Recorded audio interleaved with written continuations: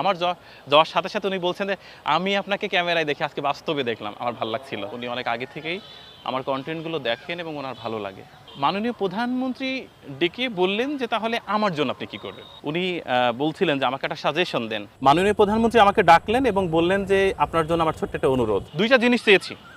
প্রধানমন্ত্রী বলল যে রাষ্ট্রের জন্য আপনার কোনো পরামর্শ আছে কিনা। উনি ওই জায়গাটাতে বসেই ওনার দায়িত্বরত ব্যক্তিদেরকে ডাকলেন, তাদেরকে দিয়ে ফোন করালেন, বললেন যে আপনি এখানে বসে থাকেন, আমি এখনই সমাধান করছি। আপনি প্রধানমন্ত্রী তারেক রহমানের সাথে সাক্ষাৎ করেছেন এখন থেকে সর্বোচ্চ 7 থেকে 10 মিনিট আগে, কি কথা হলো? আসলে উনি তো প্রধানমন্ত্রী, রাষ্ট্রের প্রত্যেকটা নাগরিকেরই প্রধানমন্ত্রী। যে আওয়ামী লীগ করে তারও প্রধানমন্ত্রী, যে বিএনপি করে তারও প্রধানমন্ত্রী, যে জামাত ইসলামী করে তারও প্রধানমন্ত্রী। রাষ্ট্রের নাগরিক হিসাবে উনি আমাকে ডেকেছিলেন। নাগরিক হিসাবে আমার কর্তব্য হচ্ছে রাষ্ট্রের যে প্রধান রাষ্ট্রনায়ক তার সাথে দেখা করা। উনি বলেছিলেন, ডেকেছিলেন, এজন্য গিয়েছিলাম।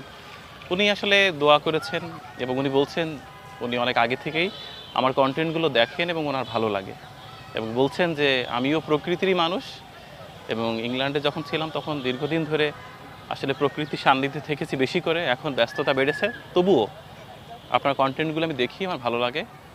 আপনি গ্রামকে দেখান, গ্রামের মানুষকে দেখান, মাঠঘাটকে দেখান, আমার ভালো লাগে। এই যে ওনার কাছ থেকে এই প্রশংসা পাওয়াটা, এটি আমার জন্য ভাগ্যের ব্যাপার, কারণ আমি ক্ষুদ্র কন্টেন্ট ক্রিয়েটর, আমি বড় কন্টেন্ট ক্রিয়েটর নই। সেই জায়গা থেকে আমিও শিখছি এবং উনি দারুণভাবে গ্রহণ করেছেন। হাস্যোজ্জ্বল মানুষ, রাজনৈতিক কোনো পরিচয় নয়।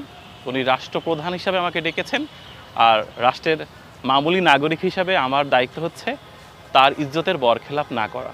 এ কারণে আমি গিয়েছি। উনি অনেকক্ষণ গল্প করলেন, তার সাথে ভালো একটা গল্প জমেছিল। উনি বলছিলেন যে আমাকে একটা সাজেশন দেন।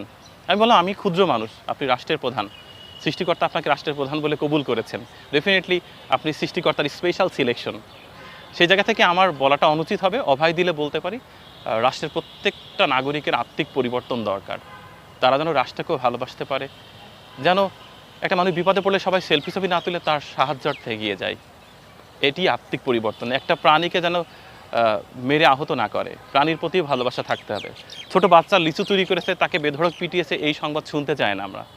তাকে ভালোবাসা দিয়ে তাকে গাছে তুলে বলতে হবে যে এই গাছ থেকে লিচু পাড়ো, আমার জন্য পাড়ো, তোমার জন্য পাড়ো। কতগুলো লিচু খাওয়া যায়?